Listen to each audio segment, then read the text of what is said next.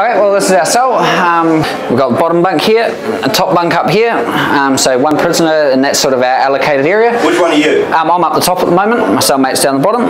Which one's the one you want to be on?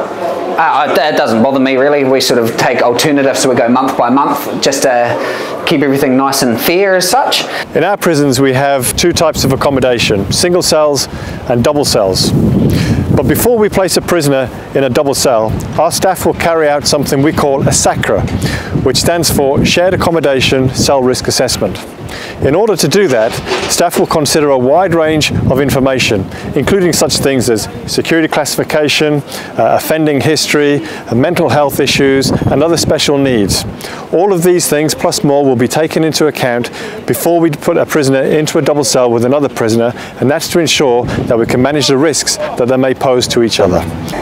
So as you can see, here is a cell in the high-medium unit. This is actually a double bunk cell. You can see we have the bunk on the top and bunk at the bottom, and the space here for two prisoners.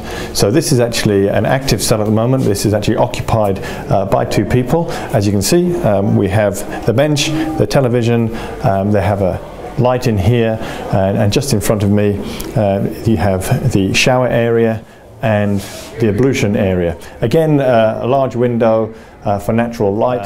As you can see from the side here, we have observations for the staff, so the staff are able to do their patrols and see everything inside the cell, and if need be there's emergency call and a cell light for the prisoners to activate themselves. I'm very lucky. I get along very well with my cellmate. We've been together in the cell now for 4 months. It's just a lot of tolerance really. Do you have a preference at all, or? It's kind of yes and no.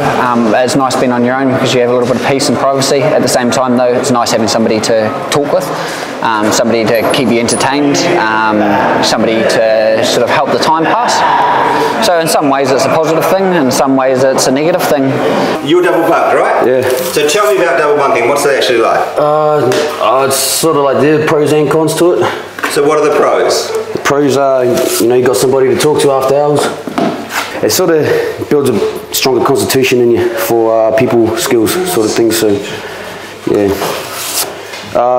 This course, this T3, just yeah, trying to get a bit of a certificate for plastering and jib fixing and all that stuff to sort of, yeah, something to fall back on the outside once I'm released. When we come here, we're here for 5.5 hours a day, which is yeah, quite a plus. Is it the end of the world though that you have to double bunk? Is it? Nah, not at all. You know, we got ourselves in prison, so we got to deal with the circumstances we land in. You know, so at the end of the day, you know, we can't change our circumstances, but we can change how we go about our way. You know, we've been, it's, like I said before, it builds a stronger constitution in us as people, being able to deal with such certain situations that we get placed in that we probably didn't do too well in before. So yeah.